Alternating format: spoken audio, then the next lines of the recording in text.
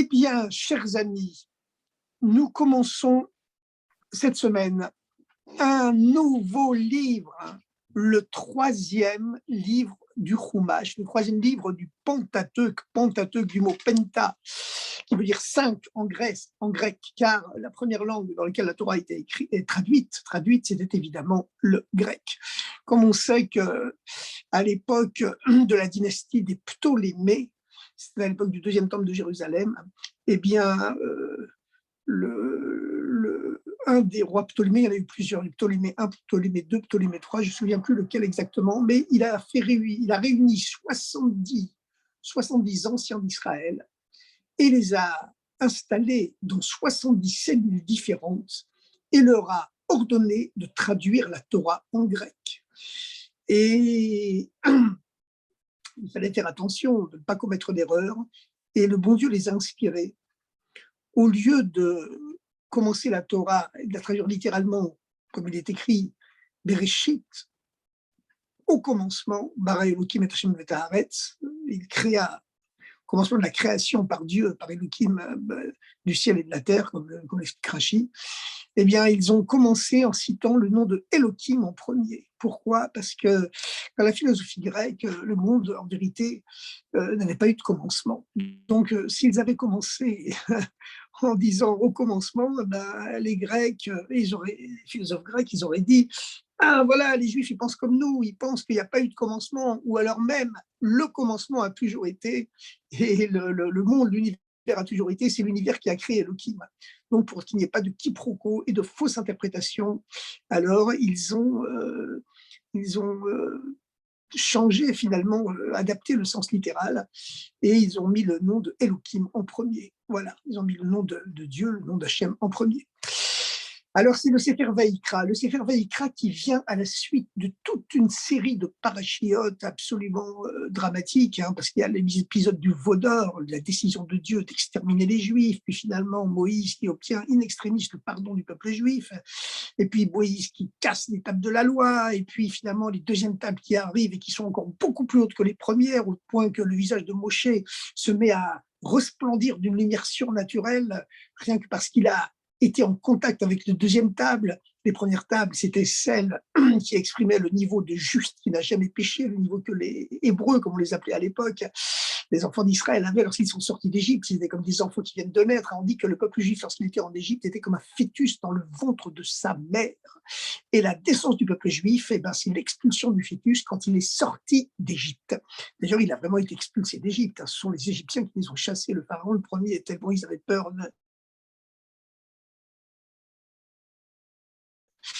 d'être tous. Mais ce qu'il faut savoir, c'est que ce qu'il faut savoir, c'est que, eh bien, il y a une petite distraction là, c'est que en vérité, il y a toute une série de parachiotes qui se suivent les unes des autres, qui s'encastrent, qui sont des parachiotes où véritablement, il y a l'ordre, le temple spirituel que Dieu montre à Moshe sur le mont Sinaï. Ça, c'est dans les deux premières parachiotes, Trouma et Tetzavé. Ensuite, il y a l'épisode du veau d'or qui vient tout casser. Et puis ensuite, il y a le temple matériel que Moshe montre aux enfants d'Israël. Et puis sa construction physique, ça, qui est le plus important. Mais une fois que le temple est construit, on verra plus tard dans les parachiotes suivantes qu'il y aura le drame des deux fils d'Aaron qui meurent parce qu'ils sont accusés d'avoir offert un feu étranger devant Dieu le jour de l'inauguration du temple. Mais dans la fin du livre de Shemot, qu'on a lu, la paracha qu'on a lu cette semaine, hier, Shabbat, dans toutes les synagogues du monde, hier matin, eh bien, on voit que Moshe, une fois que le temple est construit, n'arrive pas à rentrer dans le temple, dans le Mishkan, le sanctuaire du désert, il n'arrive pas à rentrer. Pourquoi ? Parce que le Hanan, Mechassé, est à Mishkan, la nuée est tellement épaisse qu'elle recouvre tout le Mishkan et elle remplit le Mishkan et Moshe ne peut pas rentrer parce que la nuée remplit tout le Mishkan. Et alors finalement, à quoi ça sert d'avoir construit ce temple puisque la nuée le remplit, que personne ne peut rentrer dedans? Et à ce moment-là, c'est du fond de la nuée, du fond des ténèbres de la nuée, eh bien, la voix de Dieu retentit. retentit, et la voix de Dieu, elle retentit. Et c'est le premier verset de la paracha de cette semaine, Vaïkra El Moshe, du sein des ténèbres de la nuée, la voix retentit, la voix céleste retentit, elle vient du dessus de l'Arche Sainte, entre les Krouvim, comme Rachid explique bien dans ses commentaires. Et cette voix, eh bien, elle appelle Moshe, mais qu'est-ce qu'il y a écrit? Il n'y a pas écrit Vaïkra Hachem El Moshe, que c'est Dieu qui appelle Moshe, il y a écrit Vaïkra El Moshe, il appelle Moshe, sans dire qui appelle. Et on sait très bien que lorsque il n'y a pas dit qui appelle, il s'agit du niveau de Dieu qui est au-delà des noms, qui est trop haut pour porter un nom. C'est ce niveau-là qui se dévoile depuis les ténèbres de la nuée. Alors qu'au début, Moshe pensait qu'il ne pourrait pas, qu'il pourrait jamais y rentrer. Enfin, on sait pas, je ne sais pas exactement ce qui s'est passé dans la tête de Moshe Rabbeinu à ce moment-là, mais en tout cas, c'est ce que nous dit la Torah. Donc finalement, on voit aujourd'hui que nous sommes à une époque, à un moment donné, il y a beaucoup de ténèbres, il y a beaucoup de ténèbres.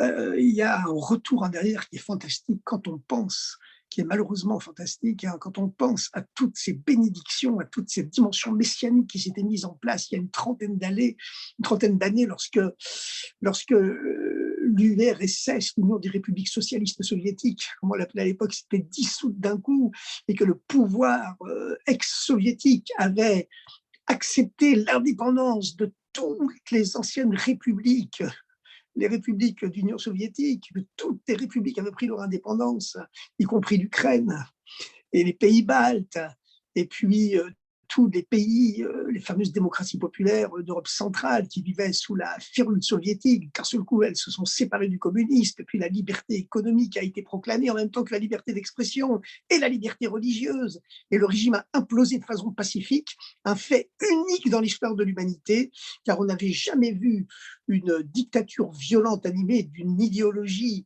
de conquête violente du monde par les armes, et surtout qui s'était donné des armes pour le faire. Eh bien, oui, parce que hein, à l'époque, il aurait fallu que 3 jours maximum pour l'armée rouge pour arriver jusqu'à Brest, hein, pas Brest-Litovsk, mais Brest, à l'ouest de la Bretagne. Donc, vous savez, c'est une loi transhistorique. Je ne sais pas si j'ai eu l'occasion d'en parler ici. Il y a une loi transhistorique qui explique que lorsqu'il y a deux États voisins, un qui est pauvre et surarmé, pauvre et fort, et l'autre qui est riche et faible, la loi de l'histoire veut que l'État pauvre et fort finisse toujours par avaler, par attaquer et par avaler, par soumettre l'État riche et, et faible. Et là, c'était le cas, puisque en Europe occidentale, le niveau de vie était 10 fois ou 20 fois supérieur au niveau de vie de l'URSS et des démocraties populaires. Hein. L'URSS à l'époque, en 1988-89, il fallait 20 ans d'économie à un ouvrier moyen pour s'offrir peut-être une voiture, peut-être il aurait un jour une voiture, alors qu'en Occident, en Europe de l'Ouest, pas tout le monde avait déjà sa voiture, hein. Il a changé régulièrement, même qu'elle soit neuve ou d'occasion, en tout cas tout le monde en avait. Donc la voiture, c'est un symbole, mais il y en avait d'autres. Eh bien, eh bien, et par contre, sur le plan militaire, il n'aurait fallu que quelques jours à l'armée soviétique pour avaler toute l'Europe occidentale, France, Allemagne fédérale, Allemagne de l'Ouest à l'époque, Benelux, Italie, Espagne inclus. Hein. Bon, il y a l'Angleterre qui est toujours protégée par la mer, mais voilà. Alors donc, chers amis, il y a eu ce miracle que cette loi de l'histoire a été déjouée. Ça a été l'exception qui confirme la règle, l'exception qui confirme la règle, et l'URSS, sans qu'on ait besoin de lui faire la guerre, sans que les États-Unis aient besoin d'agiter la menace nucléaire, et bien elle s'était dissoute pacifiquement. Et le rabbi a dit que c'était une exception de l'histoire tellement grandiose, tellement unique, que véritablement, c'était le Messie qui était rentré dans la tête des dirigeants soviétiques. Et puis, il y avait eu la grande conférence du désarmement juste après, où 50 pays autour des deux superpuissances, États-Unis et Russie, ex-URSS, s'étaient réunis pour accepter, pour décider de diminuer drastiquement leur budget militaire et de consacrer ce budget militaire au bien-être des populations. Et le rabbi avait dit ouvertement à l'époque que nous vivions le début de l'ère messianique annoncée par les prophètes, le début de l'ère où, selon la prophétie de Jérémie, de Ishayahu, pardon, Isaïe, Ishayahu, les hommes feraient fondre le fer de leur lance pour en faire des socs de charrue. Alors aujourd'hui, c'est un retour en arrière clair et net, qui a commencé déjà depuis plusieurs années, hein. Les Russes, voilà, ils ont pris la Crimée, ils ont pris d'autres républiques caucasiennes, voilà, ils ont mis fait main basse sur les petites principautés caucasiennes de Géorgie. Bon, voilà, ils ont complètement écrasé la Tchétchénie. Mais bon, on ne s'attendait quand même pas à ce retour d'une guerre froide comme cela entre les blocs, avec ce nouveau blocus économique de la Russie. C'est quelque chose, effectivement, qui nous ramène en arrière. Et alors, on se demande, mais alors qu'est-ce qui s'est passé dans ce dévoilement messianique? Eh bien, moi, je dis la chose suivante, c'est qu'effectivement, il y a un grand voile, mais ce voile, il est comme le voile de la nuée qui recouvre de ténèbres l'intérieur du Mishkan et qui empêche même Moshe Rabbeinu, le Messie de sa génération, le Messie de son temps, de rentrer à l'intérieur. Et le voile est total. Et tout ça, ça vient évidemment à la racine de tout cela, ce fameux Tzimtzum, cette fameuse contraction par lesquelles Dieu a enlevé sa lumière de l'espace de l'existence pour qu'il y ait justement une place pour les mondes. Et c'est cela qui fait que chaque fois qu'un nouveau monde va naître, eh bien, il y a un Tzimtzum, il y a une contraction, une disparition apparente de la lumière divine, apparente évidemment, puisqu'en vérité, le Tzimtzum, c'est de lui-même qui se contracte. Hein. Mais en vérité, de ces ténèbres qui interdisent même l'entrée du Messie dans le temple, puisque Moshe était le Messie de sa génération, eh bien, à chaque génération, il y a un Messie potentiel, tout dépend du niveau du monde, du niveau de l'humanité, s'il va se dévoiler ou non, si Dieu va le dévoiler ou non. Eh bien, retentit l'appel de Dieu qui est au-delà des noms, au-delà des noms. Donc, évidemment, nous prions pour qu'il y ait la paix, nous prions pour que ce Vladimir, ce qui est surprenant quand même, ce qui est étonnant, vraiment incroyable, c'est que, bon, on avait l'habitude des dictateurs, les dictateurs sanguinaires, en général, ils s'en prennent aux juifs. Hein. C'était le cas du tsar en Russie, qui utilisait les juifs comme un bouc émissaire pendant toute la durée du 19e siècle, et surtout les dernières années du 19e siècle, et les premières années du 20e siècle, où le tsar de Russie, eh bien, voilà, Poutine aujourd'hui, c'est le nouveau tsar, hein, eh bien, il utilisait les juifs comme bouc émissaire pour détourner sur eux la fureur populaire et toutes les tendances révolutionnaires qu'il y avait en Russie en disant c'est la faute des juifs, c'est la faute des juifs, c'est la faute des juifs. Bon, on a vu la même chose dans l'Allemagne nazie, hein. Les juifs ont toujours été le bouc émissaire de l'histoire. Voilà, et comme le disaient les nazis, avec leur cynisme traditionnel, hein, leur cynisme habituel, bah après tout, c'est eux qui ont inventé la notion de bouc émissaire, alors ils ont qu'à l'assumer. Voilà, bon, c'est le cynisme, le cynisme terrifiant des nazis. Mais ce qu'il y avait d'étonnant quand même, c'est que on est toujours habitué que les dictateurs, même, voilà, même Staline, hein, eh bien, ils s'en prennent quand même aux juifs. Voilà. Alors ici, nous avons un Vladimir Poutine qui fait la guerre au monde entier, finalement, il se met le monde entier contre lui, mais, mais en même temps, il est protecteur de la communauté juive en Russie, hein, il protège les synagogues. Les synagogues en Russie sont protégées, tous les centres Loubavitch sont protégés. C'est vraiment une transformation totale par rapport à ce qu'il y avait dans l'URSS communiste. Et ça n'a pas bougé jusqu'à présent. Hein. Toutes les synagogues, tous les centres Loubavitch, toutes les écoles juives sont protégées, l'antisémitisme est banni, interdit. Bon, vous allez me dire, c'est les caprices d'un homme, hein, parce que ce Vladimir, eh ben, quand il était enfant unique, il était malheureux comme un chien. Ses parents travaillaient, il paraît-il, 12 heures par jour ou 15 heures par jour. Il passait son temps tout seul, il n'était pas scolarisé. Il traînait dans les rues et puis il avait une famille juive voisine qui l'avait quasiment adopté, qui le recevait comme un roi chez lui, il participait à toutes les fêtes et il a raconté tout cela une fois lors d'une fête de Hanouka où il était invité d'honneur sur la place rouge pour allumer la menorah. Et il a pleuré en racontant cette histoire, en disant qu'il se souvient de lui. Il se souvient comment il était accueilli par cette famille qui lui donnait des vêtements chauds, qui lui donnait à manger, qui l'accueillait pour les fêtes et les Shabbats. Et tous les soirs même, c'est chez eux qu'il mangeait comme un roi. Il était quasiment adopté par cette famille juive. Il se souvenait avec émotion des fêtes, des chants pendant les fêtes, etc. etc. Et donc, du lavage des mains avant de manger le pain. Et donc, voilà, vous voyez ce que ça peut faire la vie, vous voyez ce que ça peut faire la vie, hein, ce que ça peut faire la vie, voilà. Comme dit Pierre Guillavot, ne méprise personne et ne méprise aucun objet non plus, parce qu'il n'est pas d'objet qui n'est pas sa place et il n'est pas d'être humain qui n'a pas son œuvre. En tout cas, voilà, donc c'est ce qui c'est le différencie clairement de d'autres dictateurs de l'histoire. Bon, on peut comparer personne évidemment à Hitler, hein, et c'est même difficile de comparer quelqu'un à Staline, mais enfin, il y a quand même un point commun chez les dictateurs, c'est qu'ils ne tolèrent pas la critique, voilà, ni la contestation et ni l'opposition évidemment. Alors, lui par contre, à la différence d'un Staline qui, à la veille de sa mort, Staline préparait la déportation de tous les juifs d'Europe, de l'URSS européenne vers les confins de la Sibérie. Il est mort avant, bien sûr, heureusement il est mort avant. Il est mort d'ailleurs pendant la fête de Pourim, 1953, à l'époque où il préparait un gigantesque pogrom dans toute l'URSS, avec le fameux procès des blouses blanches, comme par hasard.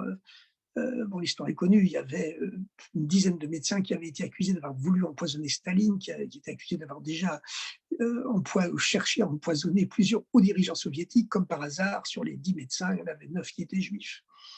8 ou 9 qui étaient juifs. Donc, tous les spécialistes du Kremlin, tous les kremlinologues, comme on les appelait à l'époque, les experts de l'Union soviétique, etc., savaient que c'était un signal qui annonçait que Staline allait s'en prendre spécifiquement maintenant au peuple juif. D'ailleurs, tous les grands procès de l'après-guerre, et dans lesquels les dirigeants communistes les plus élevés, au rang les plus élevés, étaient condamnés à mort au terme de procès spectacles complètement fous, où ces communistes idéalistes qui avaient sacrifié toute leur vie pour cette idole qui était le communisme, qui allait sauver le monde entier, ils avaient sacrifié toute leur vie pour ça, et puis brusquement, ils se voyaient accusés de crimes complètement fantasmatiques, complètement imaginaires, démentiels, mais c'était ça la théorie des grands dictateurs totalitaires, c'est que plus le mensonge est énorme, plus on y croit, parce qu'on se dit, mais on peut quand même, c'est une réaction psychologique inconsciente, on peut quand même pas nous mentir à ce point-là, donc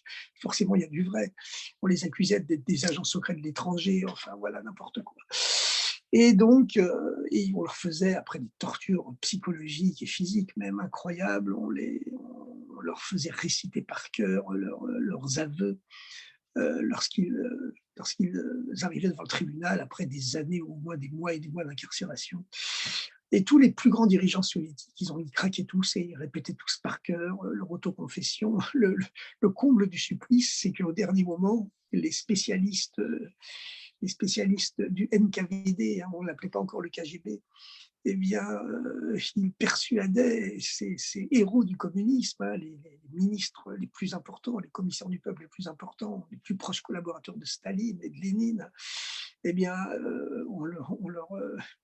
l'argument qui les achevait, c'était qu'on leur disait, écoutez, si vous dénoncez toutes les tortures dont vous avez été victime, si vous criez à l'injustice le jour du procès, vous encouragerez, vous donnerez de la farine à moudre à tous les anticommunistes du monde, et ça va se retourner contre le parti, donc vous ne pouvez pas faire du mal au parti, malgré les erreurs dont vous êtes peut-être victime, mais sacrifiez-vous une nouvelle fois pour le communisme. Enfin, c'était vraiment une manipulation complètement démente, et on voit finalement que les plus grands intellectuels français, ils sont tombés dans ce piège à l'époque. Enfin, voilà. Alors quand même, voilà, c'est quand même une différence qu'il y a à notre époque, hein. C'est que même Mussolini, qui au départ n'était pas antisémite, sa maîtresse préférée, il en avait plusieurs, mais elle était juive même à l'origine, eh bien, finalement, en 1938, il a quand même édicté des lois, ce qu'on appelait en Italie les leggi razziali, les lois raciales, qui étaient uniquement des lois antisémites, hein. Racial, ça voulait dire antisémite et rien d'autre.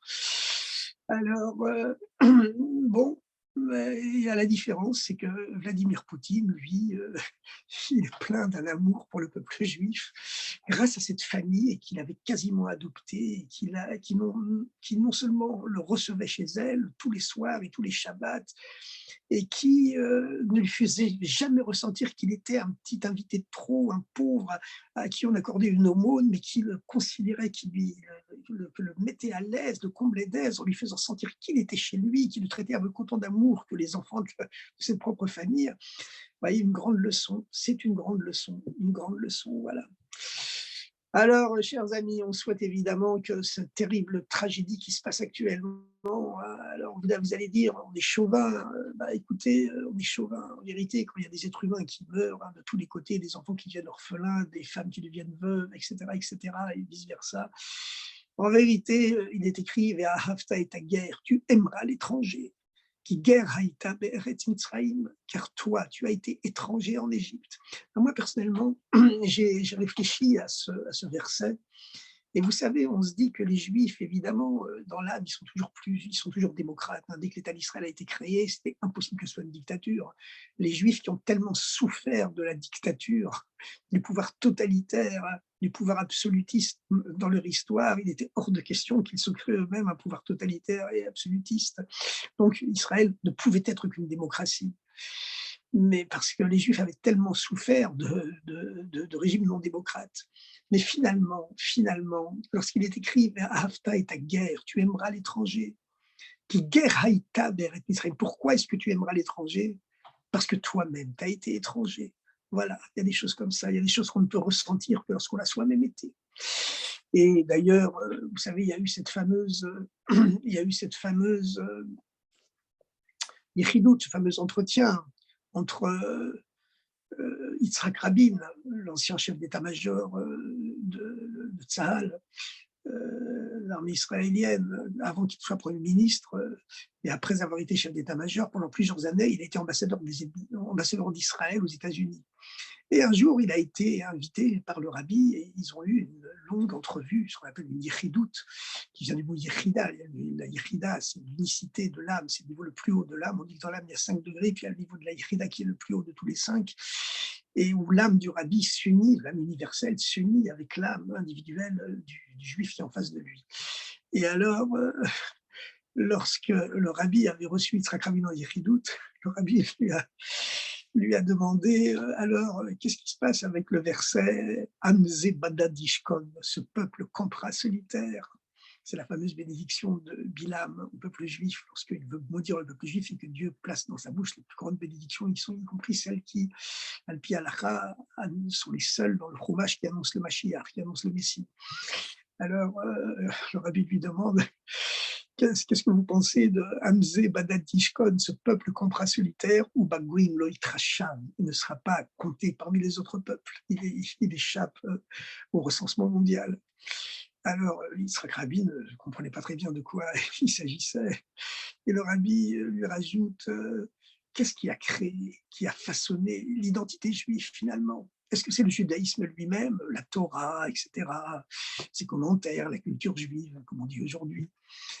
Ou bien est-ce que c'est l'antisémitisme qui a créé, qui a créé l'identité juive, comme le disait Jean-Paul Sartre dans son fameux livre intitulé La question juive à la fin de la guerre 39-45, dans les années 50.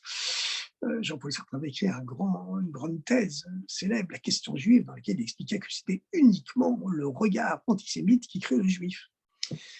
Et Yitzhak Rabin, hein, vous savez, depuis qu'il était tout jeune, il était habitué à travailler la terre avec sa bêche et son râteau, et puis ou alors à manier le fusil pour protéger son lopin de terre.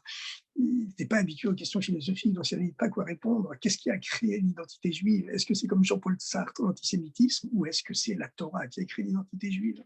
Ben, le rabbi lui a répondu, c'est les deux, voilà. Donc, en dehors du fait qu'évidemment, on retourne à une situation catastrophique, un retour en arrière comme on n'avait pas pensé qu'il pouvait exister. Voilà, on retourne à ce qui se passe en 14-18, hein, où il y avait des soldats juifs et des soldats allemands qui se combattaient dans les deux armées. Voilà, on raconte l'histoire d'un combat corps à corps dans les tranchées où un soldat français s'apprête à massacrer le soldat allemand qui est couché par terre devant lui. Et puis, le soldat allemand, bon, pensant qu'il va mourir, crie comme un juif le crie à ce moment-là, hein, Shema Israël, Hashem Elokeinu, Hashem Echad. Et le soldat français, alors complètement sidéré, laisse tomber sa baïonnette. Alors voilà, il y a des soldats juifs malheureusement dans l'armée russe, hein, puisque en Russie, il y a le service militaire obligatoire et puis il y a des soldats, il y a certainement évidemment des juifs dans l'armée ukrainienne. Et donc voilà, c'est vraiment une tragédie en dehors du fait juif, hein, mais qui symbolise le drame vraiment d'une façon, parce que finalement, ce sont des êtres humains de tous les côtés. Chaque être humain est créé à l'image de Dieu. Et je me rappelle que pendant la première guerre du Liban, en 1982, le rabbi avait reproché à Tsahal de ne pas avoir fini la guerre du Liban suffisamment vite à cause de sa crainte de l'opinion mondiale et que les plans de Tsahal prévoyaient que depuis le déclenchement de l'opération Shlom à Galil, paix pour la Galilée à l'époque, et la conquête totale de Beyrouth, eh ben, il n'y aurait que 10 jours. Et Tsahal avait avancé même plus vite que prévu. Et puis, à cause de crainte de l'opinion mondiale, eh bien, le gouvernement israélien a ralenti la progression de Tsahal et ça a duré 2 mois. Voilà, jusqu'à la prise totale de Beyrouth et l'encerclement total de Beyrouth et l'expulsion des terroristes. Le Ravi avait dit à l'époque que les terroristes avaient été recueillis, ils étaient enfuis dans 7 pays différents et on voyait donc la bénédiction de Dieu qui dit par un seul chemin, l'ennemi viendra t'affronter et par 7 chemins, il s'enfuira devant toi. Ils avaient été recueillis, ils s'étaient enfuis dans 7 pays différents, y compris la Tunisie. Mais bon, mais bon, et le rabbi avait déploré à l'époque que Tsahal ait tellement ralenti sa progression et que ça avait coûté la vie, malheureusement, à beaucoup de nos soldats, malheureusement, Hachem comme Damam, voilà, comme on a l'habitude de le dire, que Dieu venge leur sang. Et puis, le rabbi avait déploré aussi qu'à cause de ça, ça cause la mort de plein de populations civiles arabes, parce que tout homme est créé à l'image de Dieu. Donc, vous voyez, comme il disait Elie Wiesel, le but du judaïsme, ce n'est pas de judaïser le monde, mais c'est de l'humaniser. C'est de l'humaniser, ne l'oublions pas. Voilà. Ouais, on disait sur les soldats israéliens pendant la guerre d'indépendance en 1948 qu'ils tiraient avec les larmes aux yeux. Bon, n'importe comment, n'importe comment, chers amis, il faut savoir une chose, c'est que ce retour en arrière, bah, il est clair, il existe, mais malheureusement, bien sûr. Mais en tout cas, il faut savoir une chose, c'est que ça reviendra jamais comme avant, ça reviendra jamais comme avant, parce que cette dimension messianique que le rabbi a dévoilée à l'intérieur du monde, elle restera là et elle continuera à protéger le monde et en particulier à protéger tous les juifs du monde jusqu'à la venue de Mashiach. Ça, c'est la prophétie du Rabbi, que Eretz Israël, c'est l'endroit le plus sûr du monde et que pas seulement les juifs d'Eretz Israël, mais tous les juifs sont protégés à notre époque. Et puis on le voit, on le voit. Regardez, c'est quand même incroyable, hein. Les juifs qui sont les premiers à pouvoir être évacués d'Ukraine, et puis les juifs de Russie qui, miraculeusement, c'est encore une question d'histoire, sont complètement protégés par le dictateur en place, qui leur voue une sympathie comme il ne voue quasiment à aucun autre peuple.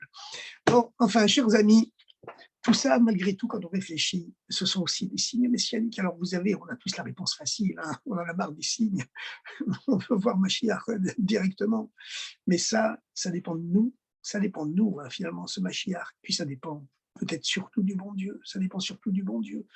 Parce que finalement, vous savez, il y a 2 opinions dans la Gemara, à terme d'une longue discussion. Est-ce que Mashiach il va venir de façon naturelle, c'est-à-dire en Tishri, parce que Tishri, c'est le mois de l'année où ce que Dieu requiert, c'est l'effort des êtres humains qui doivent s'élever vers lui par la Teshuvah, qui culmine avec Yom Kippour, qui se manifeste ensuite par la victoire du procès de Yom Kippour dans la fête de Sukkot.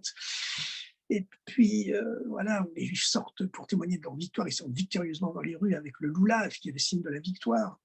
Mais tout est parti d'un effort de l'être humain. Et c'est pour ça qu'au mois de Tishri, on prie pour la pluie, parce que la pluie, elle provient, comme le dit la Torah, hein, elle provient de la montée de l'évapotranspiration des océans et de la masse forestière mondiale vers le ciel. C'était cette montée de l'humidité terrestre vers le ciel, c'est ça qui crée la pluie.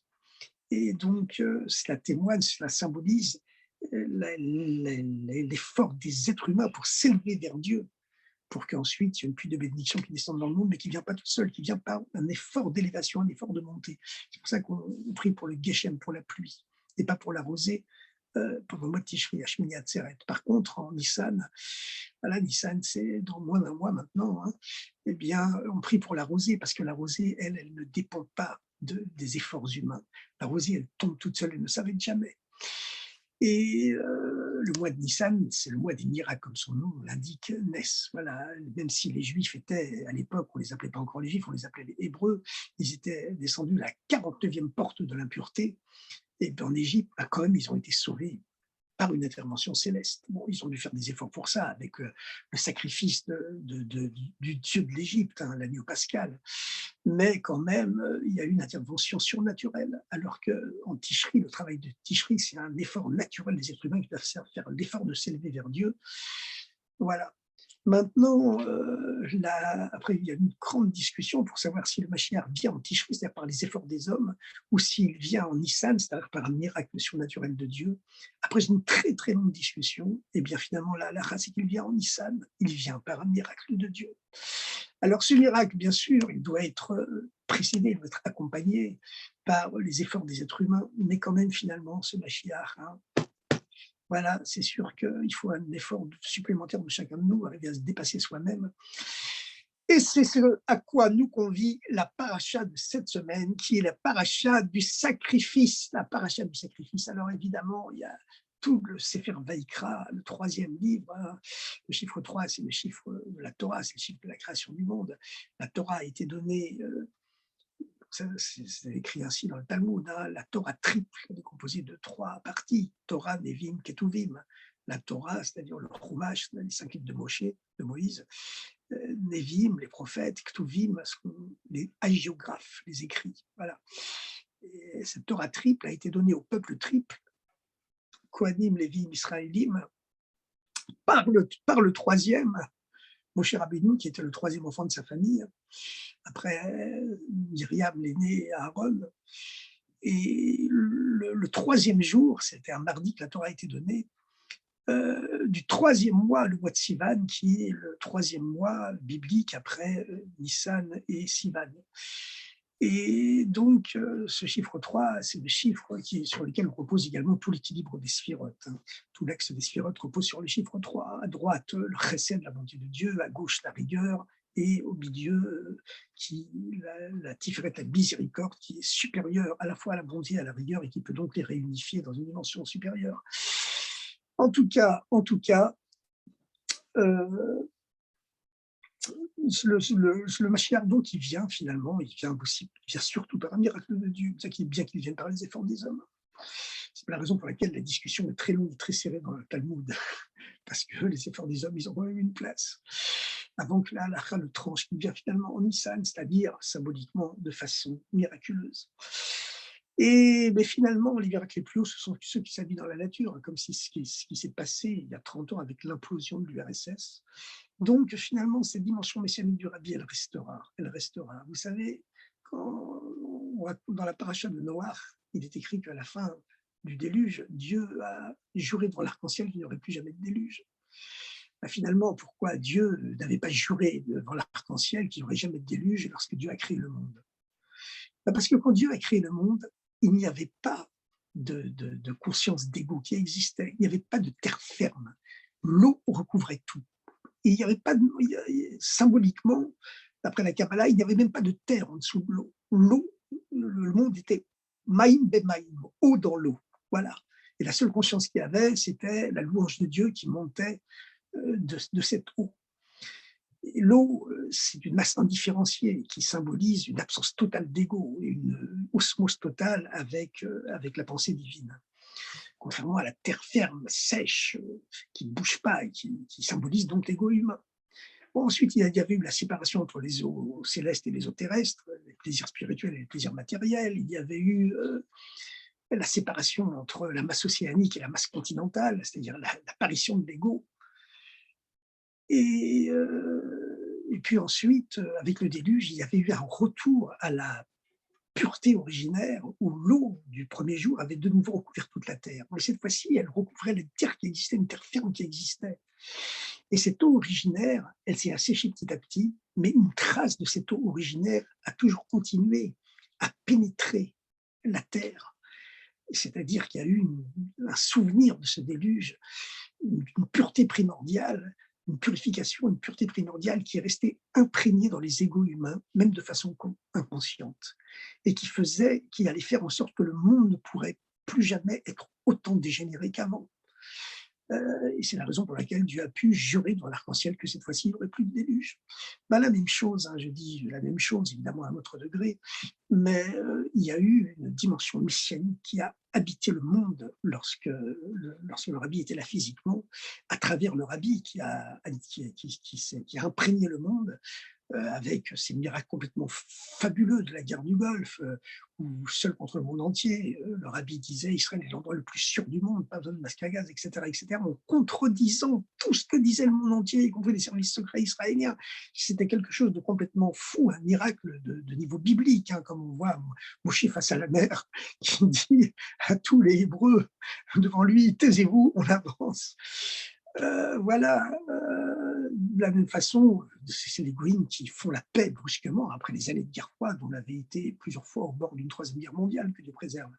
Alors finalement, cette dimension messianique qui s'est dévoilée dans le monde à l'époque du rabbi, à travers le rabbi bien sûr, parce que le rabbi c'était l'âme universelle qui recevait en lui cette dimension messianique de Dieu et qui la diffusait dans toutes les âmes du monde, puisque toutes les âmes du monde sont incluses à l'intérieur du rabbi, du Messie qui existe à chaque génération.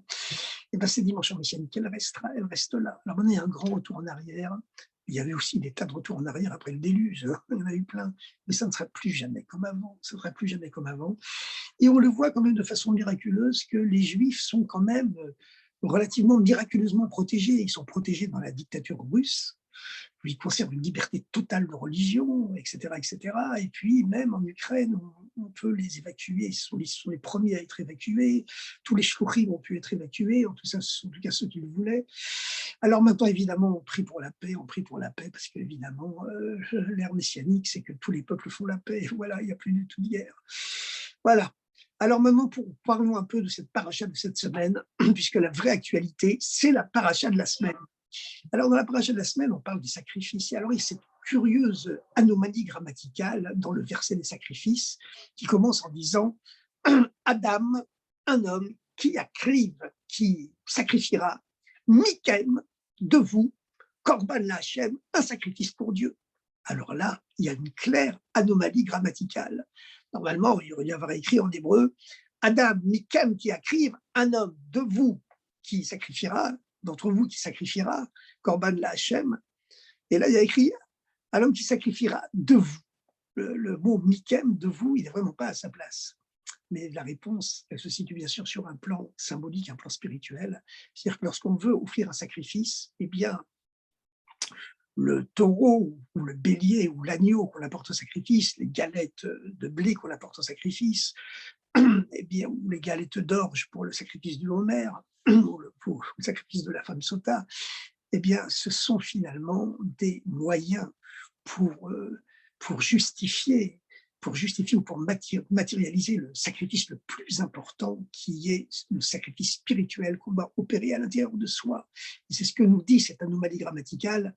Adam qui acrive, un homme qui sacrifiera, et le mot korban, Yacriv, sacrifiera, c'est la même racine que le mot karov, qui veut dire s'approcher, un homme qui voudra s'approcher de Dieu. Mikem, c'est de vous, Korban Lachem, que va venir ce sacrifice. Et ensuite, il y a toutes les sortes de bêtes spirituelles, de bêtes intérieures que l'être humain doit sacrifier.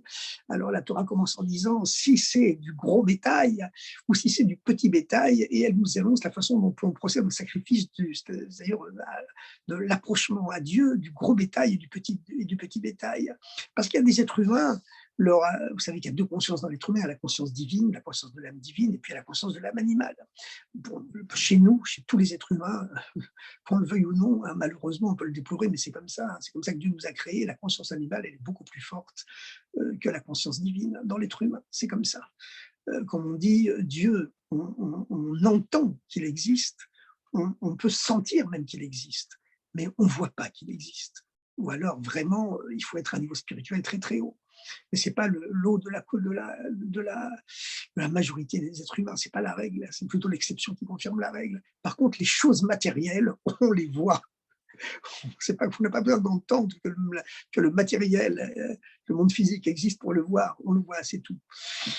Alors, voilà, c'est comme à l'époque du régime soviétique, hein, il y avait un professeur qui prêchait, qui respectait bien les programmes et qui prêchait l'athéisme en classe. Alors, il disait aux élèves: «Regardez les enfants, il faut croire que ce qu'on voit. Ce tableau noir, on le voit, eh bien, je dis donc qu'il existe. Dieu, on ne le voit pas, donc il n'existe pas». Et donc, un petit enfant qui était assis tout au fond, qui au fond n'était pas vraiment bête, hein, il était même très intelligent au fond, eh bien, il a interpellé le professeur: «Camarade professeur, il y a des tas de choses aussi qu'on ne voit pas. Par exemple, l'intelligence, c'est une chose qui ne se voit pas. Votre intelligence, on ne la voit pas, donc ça veut dire qu'elle n'existe pas». La suite de l'histoire ne dit pas si les parents de cet enfant insolent mais intelligent n'ont pas été envoyés au goulag. Évidemment, on espère que non. En tout cas, ce qui se passe, c'est que ce sacrifice, donc, il est spirituel. Alors, il y a des êtres humains qui ont, puisque la Torah énonce différentes sortes de sacrifices, le gros bétail ou le petit bétail, il y a des êtres humains dont l'âme animale, c'est un gros bétail, c'est un taureau furieux qui facilement, il voit rouge, dès on lui met un tissu rouge en face de lui, et il fonce, ça y est, et il encorne. Et malheur à celui qui est sur son passage. Puis il y en a d'autres, ils ont un petit bétail, ils ont un petit mouton à l'intérieur de leur animal, c'est un petit mouton. Alors lui, non, il ne fait pas de dégâts autour de lui, en tout cas pas de dégâts physiques. Mais qu'est-ce que c'est le propre du mouton? Tout le monde le sait, hein. Même si le général de Gaulle qualifiait les Français de veaux, en disant les Français sont des veaux, l'expression consacrée pour qualifier les suiveurs, ceux qui ne font que suivre dans la vie, c'est les moutons, évidemment. Alors, ça c'est un commentaire du rabbi qui dit que malheureusement à notre époque, le mauvais penchant du peuple juif, ce n'est plus le mauvais penchant du taureau furieux, c'est malheureusement le mauvais penchant du mouton. Voilà. Et alors, vous voulez le dire, excusez-moi de le dire, mais on voit ça beaucoup chez nos frères d'Eretz Israël, hein. On les voit sans arrêt de copier la dernière mode américaine, les tatouages, les boucles d'oreilles, etc., etc., etc. Et alors, c'est malheureux, hein, parce que finalement, voilà, la mode en France, elle est au jean troué. Je ne sais pas si c'est la même chose aux États-Unis, ou en Israël encore, mais en tout cas, alors on voit ces juifs qui, normalement, le peuple juif, c'est lui, le peuple phare de l'humanité. Or, la goïm des Tatira, lumière des goïm, je t'ai créé, lumière des nations, lumière des peuples, je t'ai créé. Et puis on voit que les Juifs, au lieu de se sentir phares de l'humanité, de montrer l'exemple, c'est eux qui suivent les modes des goïms, les modes de pensée des goïms, les modes de se vêtir des goïms, voilà, le mode de se tatouer, etc., etc. Alors franchement, ça fait de la peine. Mais tout ça, c'est dû aux moutons qu'on a en nous. C'est aux moutons qu'on a en nous. On a tous cette tendance à être des suiveurs. Voilà. En tout cas, en tout cas, il faut être capable de sacrifier. Pour ceux qui ont encore un taureau furieux à l'intérieur d'eux, il faut être capable de le sacrifier. Et puis, il faut aussi, pour la majorité d'entre nous, qui ont surtout un mouton, un petit mouton inoffensif, mais ce danger de suivre, il est peut-être plus dangereux, encore plus terrifiant que le danger du taureau. Comme on sait que finalement, ce qui a causé la réussite des régimes totalitaires, c'est que les gens suivaient, c'est que les gens suivaient. Voilà. Alors, ce petit mouton qui est en nous, il faut être capable de le sacrifier pour Dieu. Voilà. Et d'un autre côté, le sacrifice, c'est-à-dire l'approchement de l'âme animale de Dieu, puisque korban, sacrifice, c'est la même racine que le mot karov, qu'on fresh bait à chaque fois, c'est-à-dire rapprocher. Adam, un homme qui accrive, qui s'approchera. Miken, korban, korban miken, c'est de vous que doit venir ce rapprochement vers Dieu. Eh bien, à ce moment-là, on voit que le sacrifice de l'âme animale, le taureau furieux ou, dans la majorité des cas, le petit mouton, eh bien, il permet d'avoir un contact avec Dieu beaucoup plus élevé que le sacrifice de l'âme divine, que l'approchement de l'âme divine. Vous allez me dire, la divine, elle est déjà proche, mais quand même, regardez la précision des versets de la Torah. Adam qui accrive Mikem, un homme qui sacrifiera, qui approchera de vous. Qui c'est vous? Vous, c'est l'identité profonde, votre identité profonde, c'est-à-dire l'âme divine qui est en vous. Korban Hachem, et qui voudra donc approcher, offrir en sacrifice son âme divine à Dieu. Eh bien, il a écrit qu'effectivement, dans ce cas-là, lorsque le sacrifice est accepté, il est réussi, il est offert à Dieu. Mais ensuite, lorsqu'on parle du sacrifice de l'âme animale, le taureau ou le taureau furieux ou le petit mouton, eh bien, il a écrit l'Ifné Hachem, que lorsqu'il est accepté, il est offert l'Ifné Hachem, au-devant de Dieu, c'est-à-dire plus haut que le nom de Dieu. Voilà, parce que, comme il est expliqué, hein, on voit Raf Tuvot Bekoar Shor, ce taureau, c'est lui qui permet l'abondance des récoltes. Hein. C'est lui, le buffle, le taureau, c'est lui qui est le tracteur de l'époque, hein, qui est la moissonneuse-batteuse de l'époque, c'est lui qui est la base de l'agriculture à l'époque. Eh bien, c'est lui qui fait engranger les récoltes. Et c'est cela, voilà, ce qu'il faut savoir, c'est que ce sacrifice, cet approchement à Dieu de l'âme animale, eh bien, il permet d'avoir un contact avec Dieu encore beaucoup plus puissant, beaucoup plus fort que l'approchement, le sacrifice de l'âme divine. L'un rentre en contact, nous permet d'entrer en contact avec le nom de Dieu, mais l'autre nous permet en contact avec le niveau qui est au-delà du nom de Dieu, trop pour porter un nom, l'essence divine elle-même, qui se trouve effectivement dans le matériel, comme on le sait, c'est le grand mystère de la pensée juive. L'essence de Dieu ne se trouve pas dans le spirituel, elle se trouve dans le matériel. Dans le spirituel, c'est seulement une lumière divine, une lumière dégradée de Dieu, mais une lumière quand même. Tandis que le matériel, lui, il recèle non pas une lumière, mais l'essence qui est au-delà du dévoilement, mais c'est quand même l'essence. Alors, ensuite, avant d'offrir le sacrifice, vous savez ce que je vous dis là, c'est le premier commentaire du Rabbi dans le premier des 39 Likutei Sirot, le premier des 39 volumes des Sirot. Eh bien, mais c'est la base, hein. Toute la base, elle est dedans, dans ce premier commentaire. Et comme je l'ai entendu hier dans une Fabringen, connaître par cœur les 4 premiers volumes des 39 volumes du Rabbi, c'est les 4 lettres du nom de Dieu, hein, et ben c'est vraiment une base. Bon, les 4 derniers aussi, qui sont très, très connectés avec la notion de Mashiach, évidemment.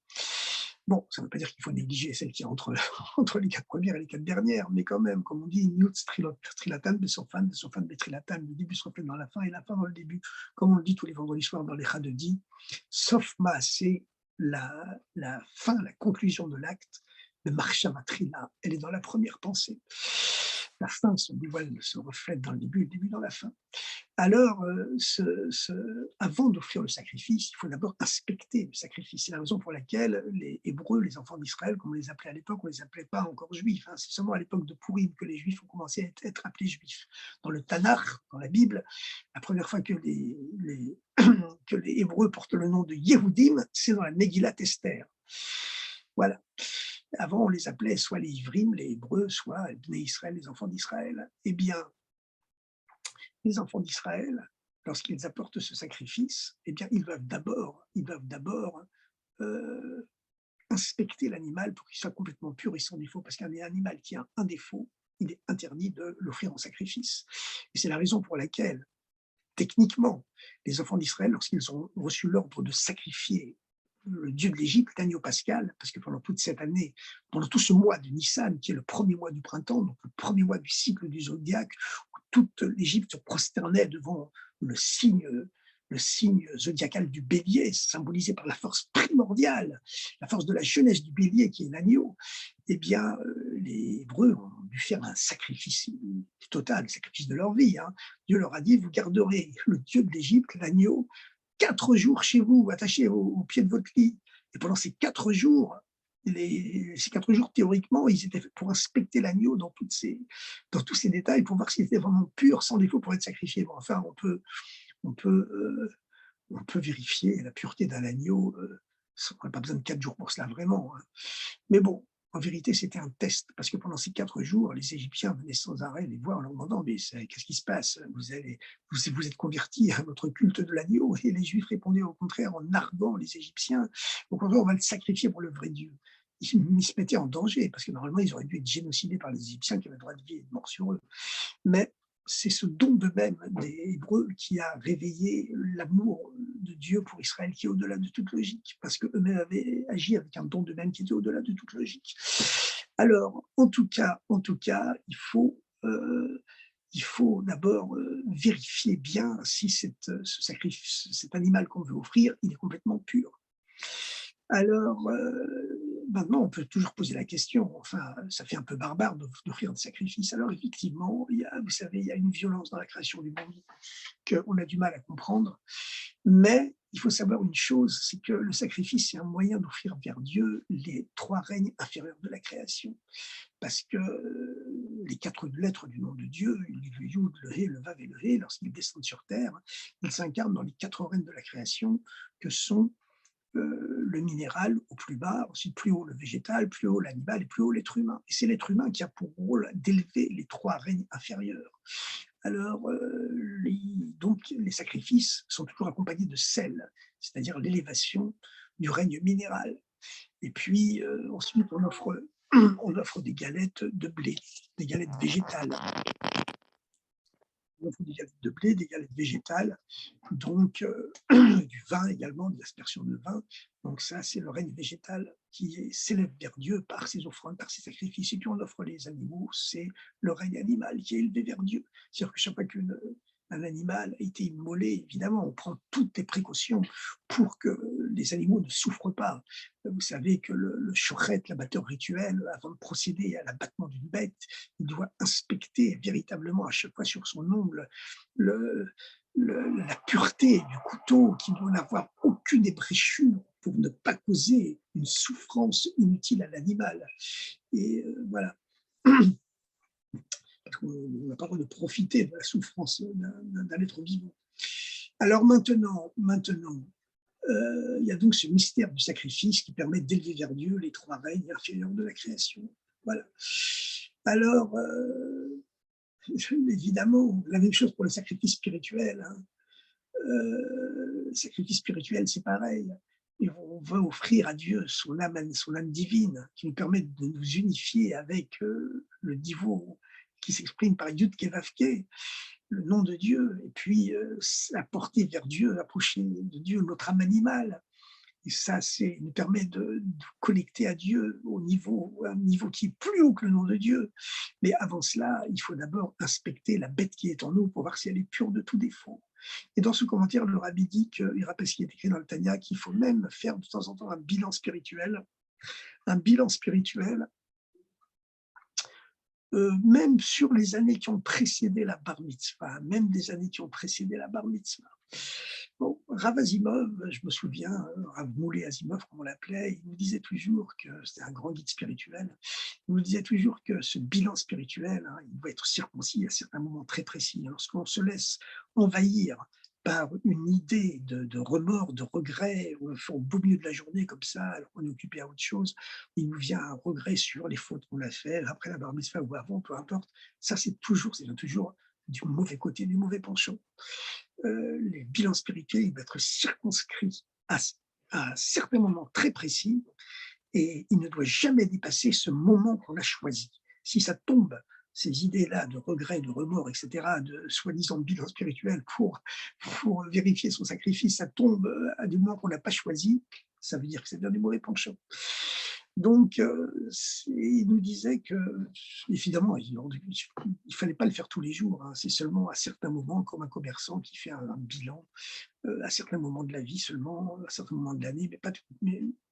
Mais voilà. Ensuite, chacun selon son rave, si ça va être une fois par semaine, ou une fois par mois, ou à d'autres moments encore. Bien, alors, chers amis, maintenant, donc, voilà, il y a toutes ces notions d'approchement de Dieu et qui doivent passer par effectivement une offrande à Dieu de l'âme divine qu'on a en nous et surtout de l'âme animale qu'on a en nous. Et tout ça, qu'est-ce qui nous permet de réaliser, de bien réaliser cet approchement vers Dieu, puisqu'encore une fois, le sacrifice korban a la même racine que le mot karov, kirou, rapprochement. Eh bien, c'est qu'est-ce qui nous permet de réaliser toutes ces choses-là? Eh bien, il y a une seule chose qui nous permet de le réaliser, c'est la simcha, c'est la joie. C'est seulement si on est pénétré, habité continuellement par une joie qui casse toutes les barrières, toutes les limites, et surtout en ce mois d'Adar, qui est le mois de la joie, le mois de la réussite, le mois de la chance.